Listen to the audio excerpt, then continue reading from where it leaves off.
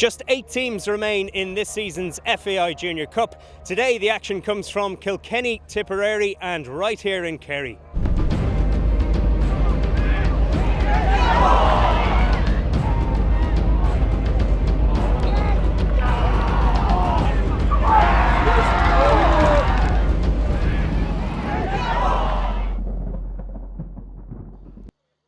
So Killarney Celtic have seen off Merview, Newmarket and Ballynanty so far. Today, Limerick opposition for the second round in a row in the shape of last year's beaten semi-finalists, Janesboro FC. Here to preview the game is Alan Cawley. How do you see this one going? I think it's going to be a tight affair, Mark, but you would have to fancy Janesboro. As you said, they were beaten last year in the semi-final, so they have a good pedigree. I've seen them a lot this year. They're a good side and they're looking to go one better and obviously make it a final and eventually maybe win the trophy. I've seen them in the previous round against Navan Cosmos and it was a hard-earned win, but they were comfortable throughout.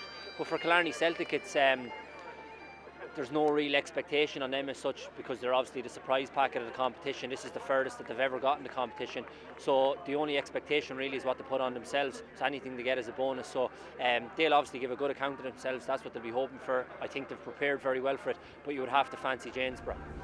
So we've heard how Alan thinks it will go. Let's see how the action unfolds.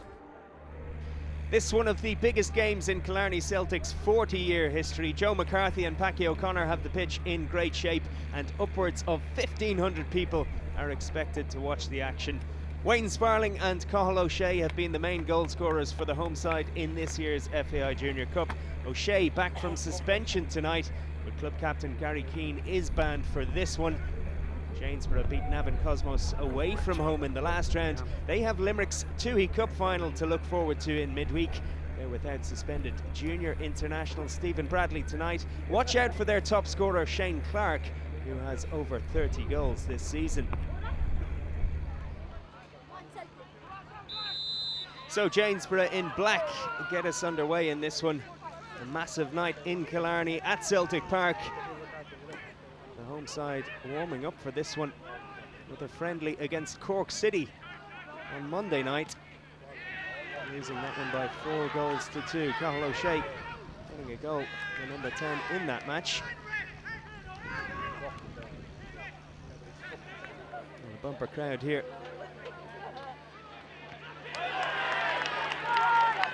It's Danny O'Neill, the Janesboro right back now.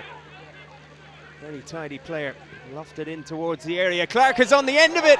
Oh, Shane Clark going close to what would have been his 33rd goal of the season so far.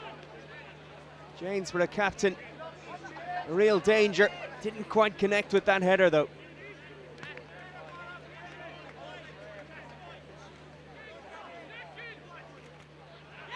It's been Janesboro so far. Chasing this one is Matt Keane. And Harkin brave in the tackle, the left back for Janesboro.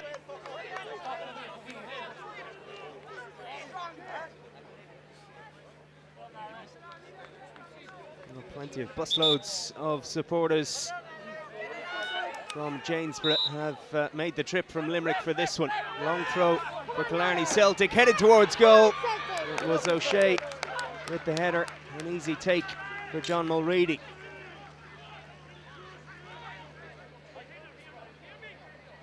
The Saturday night lights are working. Alan Harkin's free kick flicked on. Well, Aidan Hurley will leave this one go for a corner kick to Janesboro. They have started this first half very well indeed. The Killarney bench looking a little bit worried. Good ball in from Harkin. Oh, how did that stay out? And Killarney, well, they scramble it clear, relieved not to be a goal down. Lovely ball in from Harkin. It was Clark again on the end of it, and somehow the man on the line kept it out. May have come off the woodwork as well. And Clark chasing this one. Oh, now a decision to make for the referee, Finbar Murphy here. He's awarded the free kick. Jamie McDonough, Killarney captain, getting himself into trouble.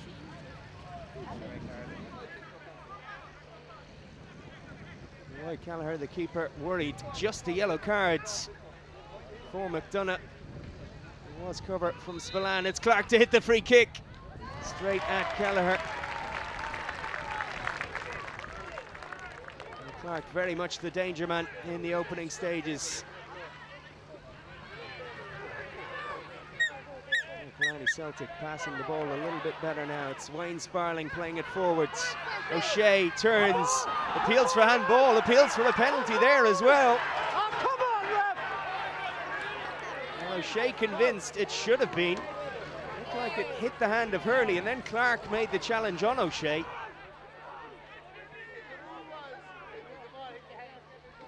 Real battle for possession won by Tierney. That's a lovely ball through. Adrian Perrin is through on goal. He can't beat Kelleher though.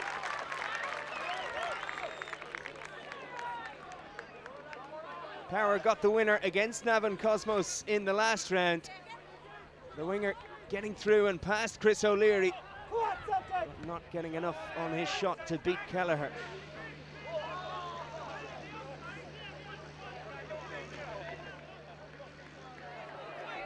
Janesboro, the league leaders in Limerick.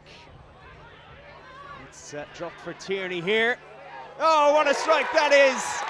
John Tierney has put Janesboro ahead with a sensational goal. No chance for Kelleher this time. And just past the half-hour mark, the visitors take the lead. Well, Tierney has played for both Cork and Limerick in the past. You can see the quality he has. And what a goal that was to put Janesboro in front.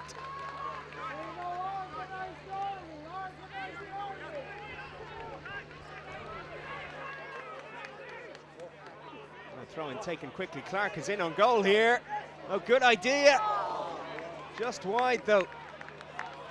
And Clark, another of the junior internationals in this Janesboro lineup, almost getting a second goal, the former Limerick man.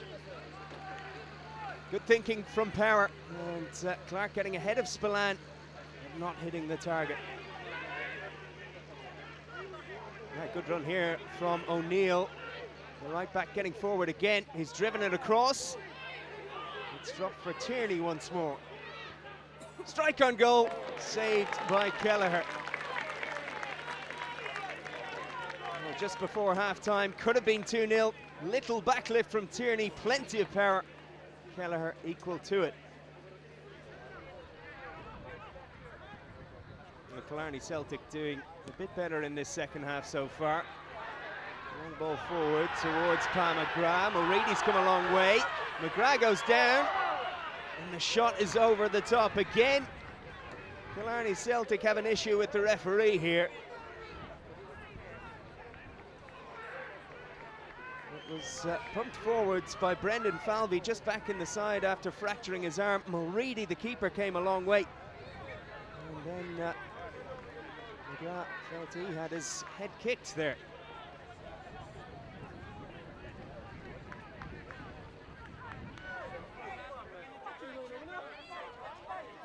O'Neill with the throw in now for Janesboro. Still looking for that second goal that would seal things perhaps. It's Tierney's cross, missed by Clark. It's Power. It's just wide. Another chance for Adrian Power. Again, it was the impressive Tierney creating that one.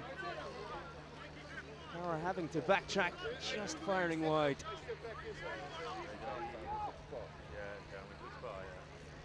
Killarney Celtic have won the last 3 matches in the competition by 1 goal. They're used to tight games.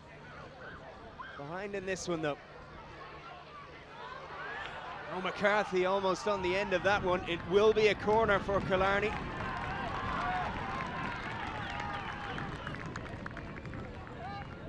The home fans hopeful, playing in fact some of them, for an equaliser. It's driven in, it's a bullet header, and it's the leveller. Jamie Spillane with the thumping header. And Killarney Celtic hold themselves level here. The centre back forward for the corner.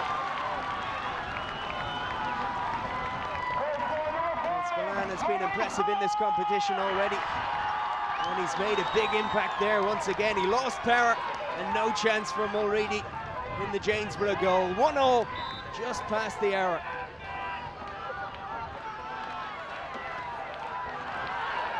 Chasing away down the right is Michael Ryan here. He's checked back and played that one towards Clark. And off Spillane for a corner kick.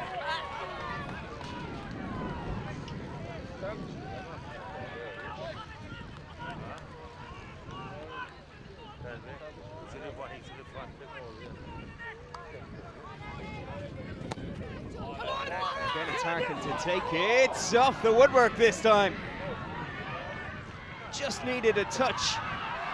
Janesboro almost back in front on the counter though. Killarney Celtic looking to hit quickly. Whipped in by Harkin. Killarney fortunate there. Well, it's turned into a cracking cup tie in this second half. Janesboro dominating in the first half. They have another free kick here as Clark goes down. And into the final 10 minutes now. Can the Limerick side get the winner? Floated in, and again just off target. Well, this time it was Thomas Clark, the centre-back. Just didn't get enough purchase on the header.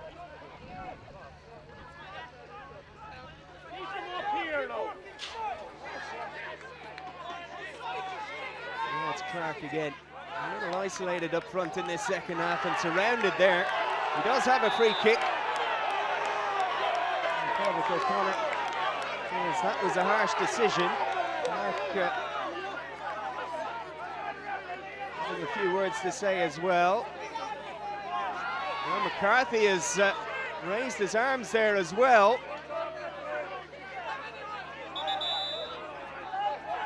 And the red card comes out for Peter McCarthy.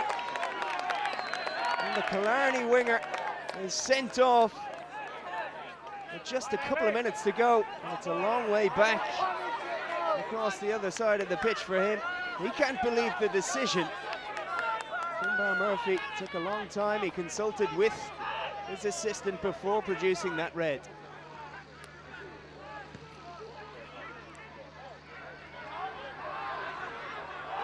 Real confusion here. Can Killarney fashion a chance late in extra time?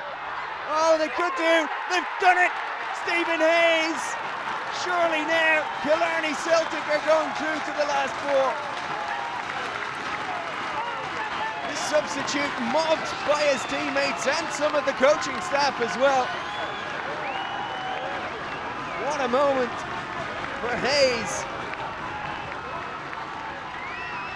And what a moment for the Killarney supporters as well. Real panic in the Janesboro defence. It broke kindly for Hayes.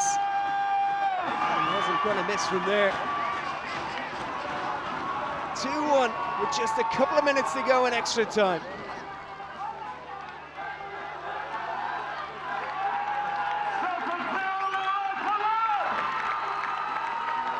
Real coming together after the goal as well. The players not happy with something.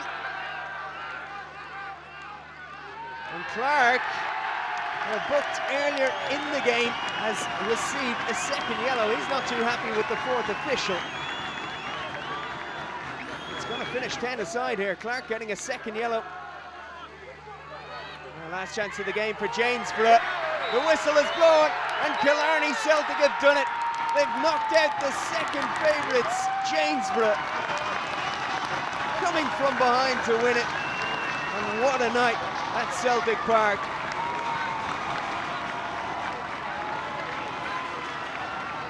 Wild celebrations and a fully deserved win in the end. Janesboro had their chances, but Killarney Celtic, once they got level, they really upped their game. They dug in and they got the crucial goal. Plenty of injury time played in extra time, but they held out comfortably in the end. And Killarney Celtic have gone further than any Kerry side in the past. they're into the last 4. Killarney Celtic 2. Janesboro 1 after extra time. What a game. So Jamie Spillane is man of the match. Here to present him with the award is Ronan Kavanagh of Aviva. Jamie, some game, some finish, some turnaround for your team. Yeah, we kind of went in at half time and we were kind of saying if we keep it 1-0, we knew we'd have the legs near the end. We didn't really expect the sending off, but in the end we kind of prevailed. Yeah, in the first half it looked like you were up against it. Janesboro had a couple of real clear-cut chances to go with their goal as well. Oh gee, yeah, they did. But the boys did their homework. We knew a few lads that played up above and they knew the team. We watched them and we kind of knew every player that came on. We knew their attributes. We kind of stuck to our guns. We played our own system and in the end we just came through. Bullet header from yourself to equalise. Is that a trademark of your game? Go up for 2 corners, score 2 goals, that's all I've done. Nah, I scored last year, but to be honest, it's pretty much wherever the ball is. If I'm there, I throw ahead of it and see what happens. And up against it as well in extra time with only 10 men. Yeah. What were your thoughts then? Oh gee, to be honest, we didn't really care. We kind of, if we kept solid at the back, we could take them to penalties and we'd go through it, but we kind of just went for the win in the end and ended up winning it really. Bonus to get the win then. Big bonus. We didn't really want penalties, but we take them like if we went down to 10 men. But thank God we popped it near the end, and thank God. And 1 step away from the Aviva now. Yeah, that was a big talk for the last few weeks now. Smiley went up, and Gary, and they were shell shocked at the whole thing. Like, so they were telling us, they were sending us pictures, and Jesus, it kind of gave us motivation just to get over the edge now and one more game, and we'll see what the draw gives us. I think we played Shamrock Rovers here on a friendly, and that was the biggest crowd we had up to tonight, and you could hear it, the chanting when you were walking up. It lifts everyone. Like, no one could have a bad game tonight, and it was just amazing there to see Celtic Park.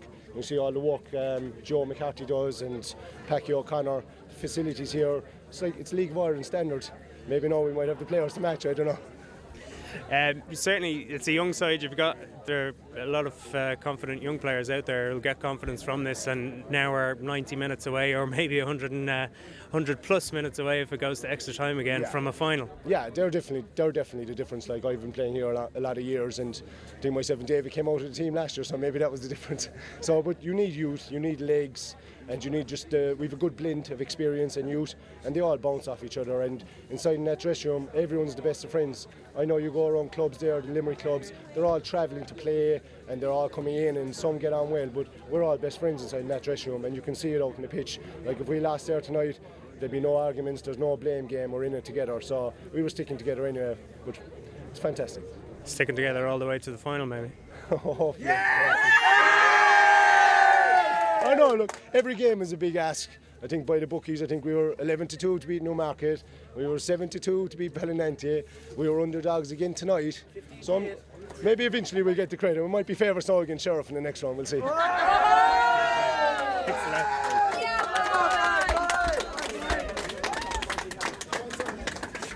So match analyst Alan Cawley joins us again after a cracking cup tie, it's got to be said. Yeah, it was a cracking cup tie, Mark, and it was the typical game of 2 halves, because Janesboro started the game ever so well, took the lead deservedly so. They had numerous chances in that first half, and you were thinking really they should have been out of sight, but the fact that it was still only 1-0 going in, they were probably disappointed, whereas Killarney were probably happy the fact that it was only 1-0. In fairness to Killarney Celtic, I thought in the second half they were excellent. They came out, they were on the front foot, they had a real go, and it was all Killarney Celtic in the second half, and got a great goal through Jamie Spillane, and to be fair, it was fully deserved as well. Took them to extra time, and we all seen the dramatic finish at the end, and for the substitute to come on, young Stephen Hayes, Helmer, to tell me his nickname is around these parts, got a great goal, and we seen the wild celebrations. It was brilliant.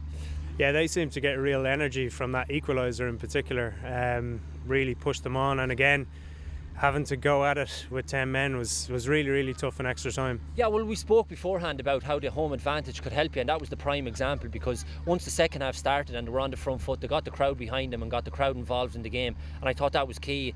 Once they got the goal, then they were really, the momentum was all with them, and in fairness, they probably could have won it near the end. Janesboro were very disappointed in the second half, and they'll be bitterly disappointed when you think of how many chances they had in that first half, and for them to implode really in that second half. I thought they were terrible. They never came out at all. They'll be so disappointed when they look back on the game. But all credit to Killarney Celtic, and as you say, when they went down to 10 men as well, they showed real character and resilience and hung on in there, and to get the goal the way they did in the end, it was a dream finish.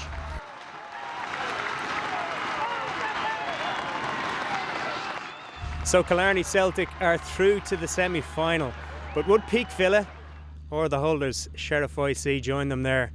Bernard O'Toole was watching that one for us.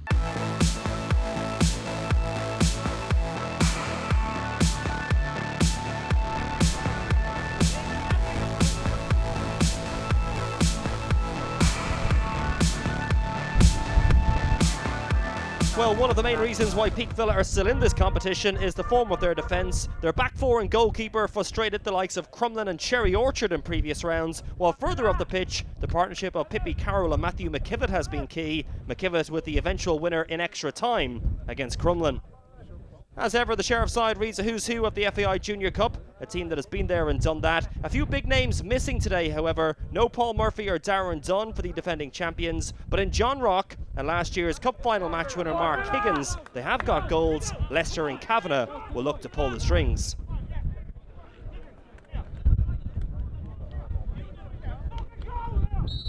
Peake Villa get us underway. Can they upset the odds, or will the favourites Sheriff advance to the FAI Junior Cup final once again?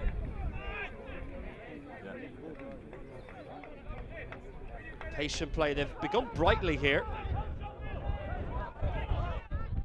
Whipped in with pace towards the far post, glance on, Wade with the effort, not too far over the bar. It's a bright start by Peake Villa. Nice play by one of the many youngsters in their side. Ball was a good one, and Wade not too far over the bar. Bit of a mix up there. Wade gets it away again. Look to recycle it back in, arrowed in with pace, bobbles about, the shot is smothered by the goalkeeper. It was Sean Murphy with the effort, head and hands from him. Knows how much of an effort and how much of a chance that was. Not too far off the target, plenty of loft, and that one is a swung in goal! Anto Murphy with the header, the former League of Ireland player, looked to be completely unmarked as that one was sent in, and he was left with the easiest of tasks to head it home, and he was never going to miss from there inside the first 15 minutes, and that's exactly what Peake Villa didn't want to happen. An easy header getting in between Fogarty and Lyons, I think it was. A rather muted celebration, a very straightforward goal, straight from the training ground from Sheriff. Big crowd inside here as they look for an instant response. They've been forced wide here, however, and out wide here is Carroll. Lay off back to Lyons. Plenty of bodies in there as the header isn't too far off the target. That's more positive from Peake Villa. Side celebrating their 50th anniversary this year. No better place to celebrate it for those young fans than the Aviva Stadium. They may be able to restore some parity here. All the play inside the Sheriff half of the field. That's not too far off the target. Opportunistic as ever from the Kivets.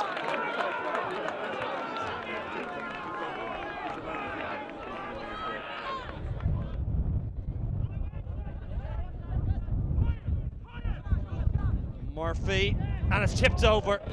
But he went close in the first half. Sean Murphy going close in the second half for Anto Riley's side.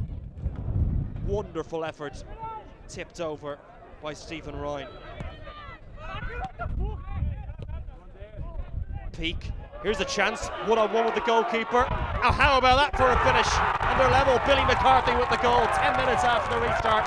And just look at what it means to Peake Villa. The dream is back on. He did really well to turn his man, but then he had so much work to do. Goalkeeper racing out off his line. What a lovely calm finish. 1-1.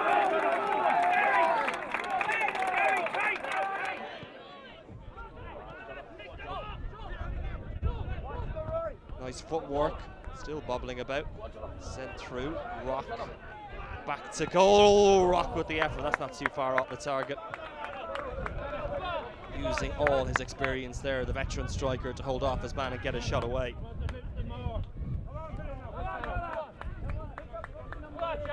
Peake have never won the FAI Junior Cup, but the trophy has been lifted on 4 occasions by tip teams, twice by St Michael's, Clonmel and Carrick also winning this competition. Clonmel in '94, Carrick in 2008. Come back out to Rock! Beautiful effort, absolutely wonderful. All it was missing was to end up in the back of the net. It is looking like if we are going to get a winner here, it's going to come from Sheriff.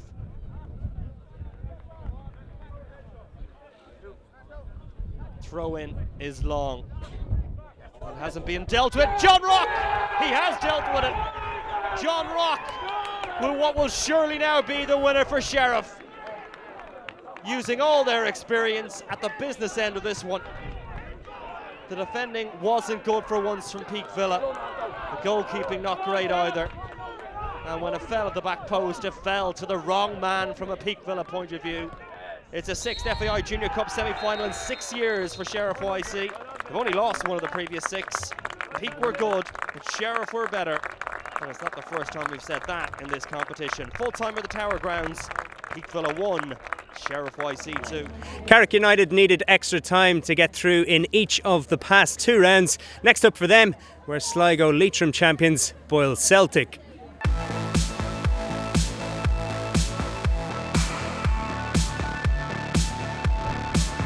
Bumper crowd at Tom Johan Park in Carrick for the visit of Boyle Celtic. Carrick United with a full squad to choose from, plenty of experience too.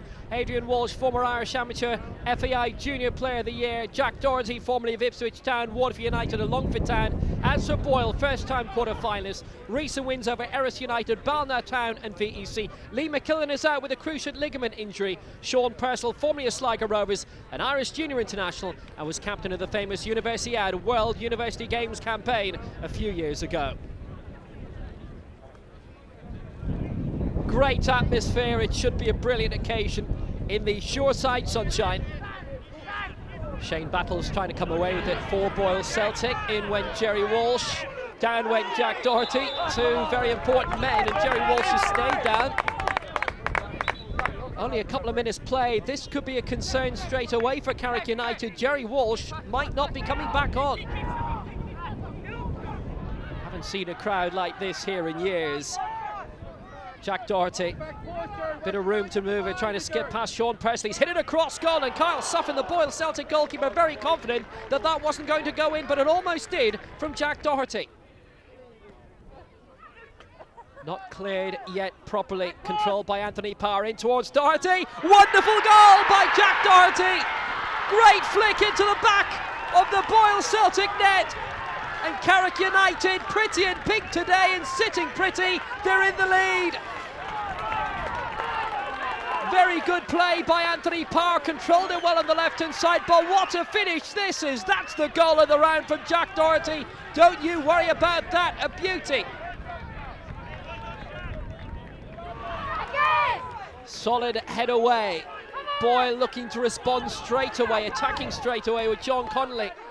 Wide towards Danny Brown, lovely ball, 3 waiting in the centre, and it's headed in by Mick Corrigan. An instant equaliser for Boyle Celtic. And the Sligo Leitrim champions, who are based right up in North Roscommon. They 3 waiting in the middle, and a good header home by Mick Corrigan. Not many openings yet in the second half. Lovely one played forward. Here's Luca Roddy. He's got an opening. Good save by Adrian Walsh in the Carrick United goal. It was dangerous. Brian Calpin, the substitute down the right. Lovely centre. And it's there by Mick Corrigan. He's got his second. He's got Boyle United second. And are they on the way to the semi-finals for the very first time? It's a long, long journey down to Carrick and Shore, but it might be a very short and quick one back for them. Lovely finish for his second. Dangerous one floated in and dropped by Kyle Sutton off the crossbar by Doherty, and it's there. It's Keith Walsh, who came on as substitute early for Carrick United, and he's equalised right to the death. It's looking like extra time. It sent Tom Johan Park berserk. Kyle Suffin couldn't deal with the dropping ball, maybe caught the sun in his eyes. Doherty's off the bar, and Walsh on target for 2-2. 3-2 to Boyle. Sean Purcell would win it, but Adrian Walsh has saved it, and Carrick United survive. Keith Walsh must score. He has scored. Sudden death coming at 3-3. Brilliant for the man of the match.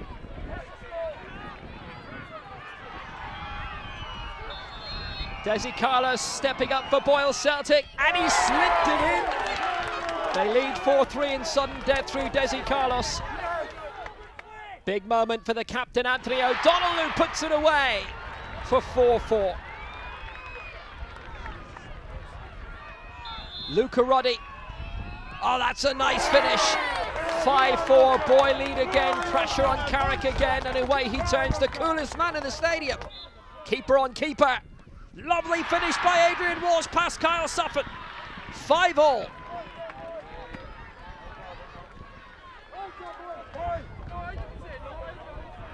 Major intensity. John Connolly. Lovely cool finish low past Adrian Walsh. 6-5. Jack Walsh the substitute. Saved! Kyle Suffin has stopped it! And Boyle Celtic's run goes on. Quarter-finalists for the first time ever, and now they're through to the semis for the first time in their history. Absolute drama, brilliant, brilliant game. 2-2 after extra time, and 6-5 for Boyle Celtic after penalties. A truthfully wonderful occasion with both goals to them coming from Mick Corrigan, and the final penalty converted by John Connolly, but that save by Suffin, crucial in the end. Darren Hurd, many congratulations. I must be absolutely thrilled. I'm over the moon. I can't believe it. We come down here as underdogs. I think Carrick United, all fairness to them, they thought they was going to sweep us to one side, but I've got the lads prepared properly, me and the coaches, and we come down here, we play some lovely football. We wouldn't be the strongest team in tackling and strength, but technically we are fantastic. We move the ball smoothly, we've got a good pattern about our play. Our shape's fantastic, we can change different shapes quickly. It just works hard. We're a small team, but they work so hard, and I'm so proud of them, you know. Carrick took the lead through Jack Doherty, but you equalised 3 minutes later through Mick Corrigan. Just shows you the passion in the club. We all knew what Jack Doherty was about. You know, he's a good footballer. He was over at Ipswich, he was at Waterford. You know, I've done a lot of homework on him. I've got a few CDs of Carrick, lucky enough, which was great for us. We watched them last night in the hotel. We watched his movement, we watched how he plays, where he goes. So we've done a good job on him, I think we did. But he got a great goal. He's a good footballer, the lad. We can't take it away from him. But at the end of the day, I just think we were a better team on the day, you know. It's a bit surreal at the moment now. The last four in Ireland, we always knew we had the ability to do it, but just that we're here, it's just an amazing feeling, and the way we won it as well, it's just nothing beats that. It's just crazy, you know. It was a crazy game because Carrick took the lead and you equalised then 3 minutes later. Yeah, they started better in the first 15 minutes. They took the lead, and straight away we responded well. It showed great character. We scored a goal literally 5 minutes later, and after that I thought we were the better team. You know, they were forced into a lot of long balls, and we tried to play it on the deck, and eventually in the second half we wore them down and got the second goal. They pushed a lot forward then, and they just ended up catching us. A high ball into the box, spilled, they scored, you know. I think extra time everyone was out on their feet, the legs were tired, it was kind of just played out itself, and then penalties, anything could happen, and it was just a crazy penalty shootout. It sort of reflected on the game itself too. We had it won at one stage, they missed 2 penalties, and then we had 2 to win it and we missed 2, and the emotions were just crazy, you know. I can't describe it really. And just looking at the list here, you the first penalty taker in the sudden death, you were the 6th taker, and you scored. I scored a 6th one, we missed 2, so it was nice to steady the nerves after missing 2s. I think not giving myself any credit, got us back on track, and we got a bit of belief then, and Kyle redeemed himself then, saving 3 penalties. Hats off to him, like he's done that before against Ballina in a crazy game too. Saved 2 penalties, so Kyle's the hero again, you know. Yeah, and I said it to Darren, your manager, can you go the whole way now?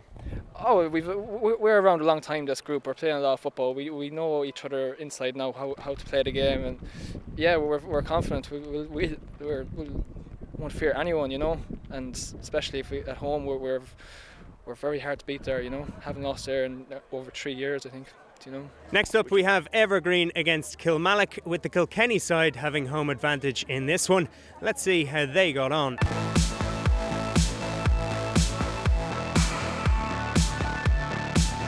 1984 runners-up Evergreen in their first quarter-final in 18 years against Kilmallock United, who've never got past the quarter-finals in their 40 years. Evergreen without Jamie Owens and Jason Kwan, but with League of Ireland experience in Packy Holden, Niall Andrews, Conor English, Brian Jordan and Mikey Drennan, formerly of Shamrock Rovers and Aston Villa. Kilmallock United with a full squad, including former Limerick FC midfielder Barry Sheedy. The KCLR commentary coming from Michael O'Leary. Sean Barco here has it just outside the area, has a shot and goal, and it's well saved there by Robbie Hegan, who had to be alert behind that. Long kick upfield from Packy Holt. Good lively start from Evergreen. We're just under 2 minutes in. Long kick upfield from Holden, and then Sean Barco racing onto it. Very dangerous when he's racing into advanced positions. Niall Andrews, the shaven-headed Niall Andrews, and it's Barry Sheedy, top scorer this season, wearing number 6, 25 so gets the shot in, and did it get a touch off Holden? It did, who had to do well there, scampering across to his left, and he made a one-handed save. Kilmallock with the corner. We're 11 minutes in. As the Umbro has it, it's shot, it's blocked by Neil Andrews. Jason Heffernan, the initial shot, 0-0 it remains in the Kells run this FAI Junior Cup quarter-final. Evergreen tries to get it away. And header there by Sean Barco, and Mikey Drennan almost getting onto it, and Evergreen shown their threat there, but Drennan couldn't reach onto it in the end.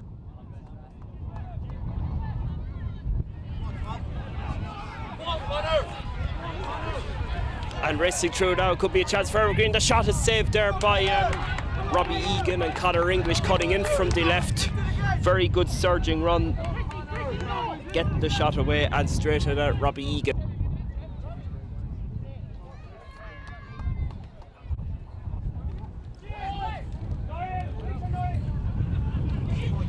As Mikey Drennan there goes for a long-range effort.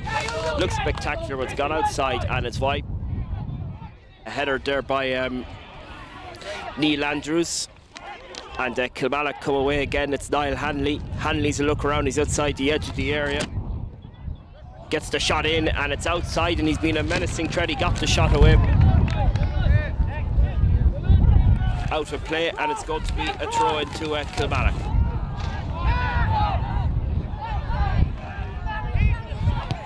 The shot being driven in there by Barry Sheedy, but Packy Holden behind it all the way.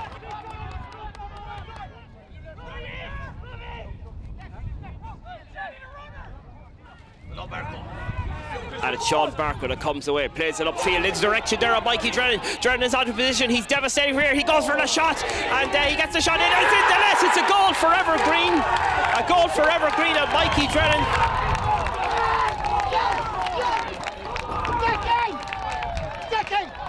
Long ball being played out of defence, and Drennan getting the shot away. It might have been the most brilliantly have struck efforts. Robbie Egan got a hand to it, but he couldn't keep it out, and Evergreen have made the breakthrough here on the Kells Road. So it's 1-0 with 62 minutes gone. Paul Dooney had that chance in the first half, tries to get by him, that's Sean Barker comes away now. Evergreen attacking position, Drennan's in front of him, and he's out to his left hand side. It's Drennan heads into the area, gets the shot away, and it's been saved there by Robbie Egan, who's had a very good game, the Kilmallock keeper, and it's got out there at the expense of a corner. The corner being swung in, headed away, comes back out again. Diverted back inside, it took me a chance of a goal, and number 13 again, the substitute that's come on. It's gone wide.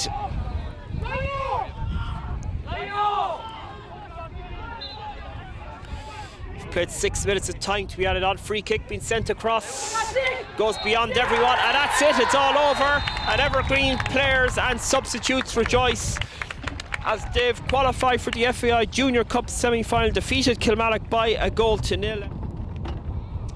Mikey, you scored the winner here. Evergreen are in the semi-finals. How does it feel? It feels great. I suppose this is what I came back for, to try and go all the way in the FAI. Like, it wasn't pretty. Thought the better team lost, but I thought we dug in deep, shows a good sign of a good team that you don't play well, but you still get the result. I think that's the main thing. We worked hard, good team spirit, but look, we need to improve massively if we want to get through to the final, because that's not good enough, and we know, but still we got the result. Oh, that's a sign of a good team. Yeah, I mean, certainly at times you rode your luck there, particularly in the second half. Kilmallock hit the bar early on.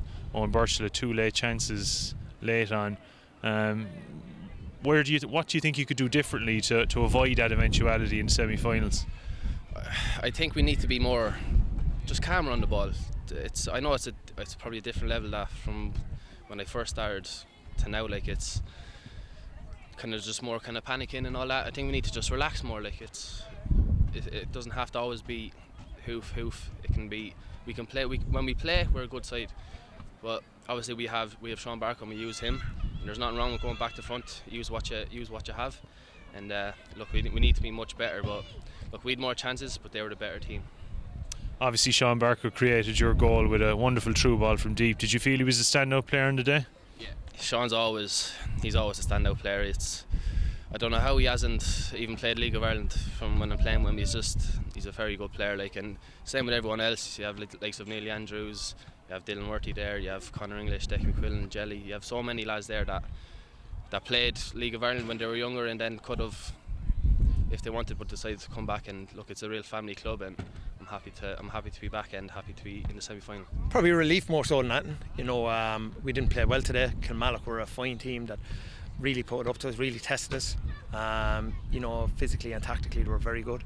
But you know, we're obviously delighted to get through. You know, relieved. But you know, I think we tested the goalkeepers more. You know, I don't think Kilmallock really, apart from maybe 2 or 3 times, really hit the target. They had half chances in fairness, but obviously the one that hit the crossbar. But you know, we're absolutely delighted. I mean, it certainly seemed to me that it was a tactic from you guys to press Kilmallock high here. Is that something, did you go up and watch them and did you decide that was the optimal approach? No, we didn't go watch them for the simple reason that we've been scheduled to play games, and both myself and Brian obviously playing and coaching don't get time really. So, you know, we had a few spies throughout the country that have come up against them, you know, shared valuable information. But the way we normally play, you know, there's not too many teams that we don't go after push high, you know. But you know, in saying that, you know, we catch them on the counter attack too. You know, it's not you have to be able to play everywhere. Yeah. Certainly, Kilmallock had a purple patch in that second half, whereas you said they hit the bar through Paul Duna, and you did hit them on the break. Wonderful pass from Sean Barker. Did you feel he was the standout performer on the day? Actually, no. I thought Neil Andrews, our captain and centre back, was absolutely colossal. You know, putting his body on the line, and that's not taken away from Sean, you know, but if you're asking my opinion, I think you know, Neil probably edged it. But to be honest, there's 13-14 heroes there today. You know, it's not about any one individual. You know, you're only as strong as your weakest link, and you know, we didn't have many of them today. I think the game kind of went as we'd expected. We knew it was going to be a tough ask to come up to Kilkenny and try and get a result, and you know, a very tight Astro pitch made it very difficult for us to try and open them up, and you know, big physical side that, you know, really used, you know, the conditions today, and also, you know, just put a lot of ball in top of us, and in the end it ended up being just a kind of a counter-attacking goal that ended up catching us on the day, and that, from our point of view, having defended so well and played maybe not at our best, but certainly played reasonably well and creating chances, you know, I felt, you know, we could have got a bit more out of it.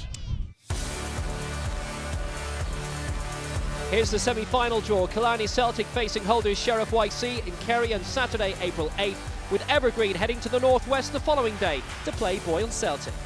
So the semi-finals to be played next month, April 8th and 9th that weekend. We'll bring you all the best of the action from all of us here in Killarney. It's goodbye for now.